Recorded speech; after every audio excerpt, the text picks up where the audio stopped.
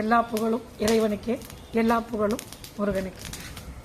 என்ன கேட்குறாங்க, என்னோட ஃப்ரெண்ட் சர்க்கிள் என்ன கேட்குறாங்கன்னு பார்த்தீங்கன்னா, நீ இது முருகனை பற்றி பேசுகிற, இதில் நிறைய விஷயங்கள் நீ பண்ணுற இல்லையா, இதில் நீ பண்ணுறதுனால உனக்கு என்ன கிடைக்குது, என்ன பயன், எதனால் நீ பண்ணுற அப்படின்னு கேட்குறாங்க. சரியான கேள்வி, கரெக்டான கேள்வி உண்மையில்.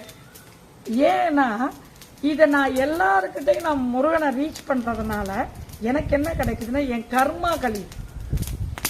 ஒரு 500 பேரில் ஒருத்தர் மாறி உங்கள் கர்மா முருகரை கும்பிட்டு உங்கள் கர்மா தீர்ந்ததுன்னு வச்சுக்கோங்க, உங்களுக்கு கிடைக்கிற புண்ணியத்தில் கொஞ்சோண்டு எனக்கு கிடைக்காதுங்களா சொல்லுங்க.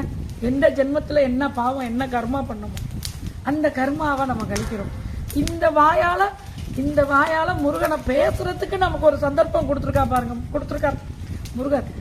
தெரியல எதுக்கு கொடுத்துருக்காரு, ஏன் கொடுத்துருக்காருன்னு தெரியல. ஆரம்பிச்சு பண்ற, நல்லா போகுது, மெசேஜ் அனுப்புறாங்க, கேட்குறாங்க, கேள்வி கேட்குறவங்க கேள்வி கேட்குறாங்க, பதில் சொல்றவங்களுக்கு பதில் சொல்றேன். எனக்கு ஒன்றும் பிரச்சனை இல்லை. ஆனால் நான் நல்லா இருக்கிறேன், நல்லா தூங்குறேன், நல்லா சாப்பிட்றேன், நல்லா இருக்கேன். இதை விட எனக்கு என்னங்க வேணும்? உடனே நீங்கள் எல்லாம் நினைப்பீங்க, இவங்களுக்கு ஒரு பிரச்சனையும் இல்லை போல இருக்கு, நிம்மதியாக இருக்காங்க போல இருக்கு அப்படின்னு. நேராக திருச்செந்தூர் போனேன், இந்த ட்ரிப் நேராக திருச்செந்தூர் போனேன். போய் என்ன பண்ணேன், இத்தனை நாள் நான் பார்த்த உடனே கண்ணீர் வரும், அவரை பார்த்து ஆனந்தமாக இருக்கும். இந்த ட்ரிப்பு போய் கதறி அழுதுட்டு வந்தேன். ஏன்னா எனக்கு எல்லா கேட்டும் லாக் பண்ணி விட்டுட்டார். அப்போ என்ன அர்த்தம், இன்னைக்கு சீக்கிரமாக கேட்டை ஓப்பன் பண்ணி விட போறாருன்னு அர்த்தம். எல்லா பக்கமும் லாக் பண்ணிட்டார். அப்பா சாமி, என்னால் முடியல, என்னால் தாங்க முடியல, உன் 12 கையில என்னை காப்பாற்றி ஒரு கையை கொடுத்தாது காப்பாத்து சாமி அப்படின்னு கேட்டுட்டு வந்திருக்கேன். வேற ஏதோ இதுதான் கேட்டுட்டு வந்திருக்கிறேன்.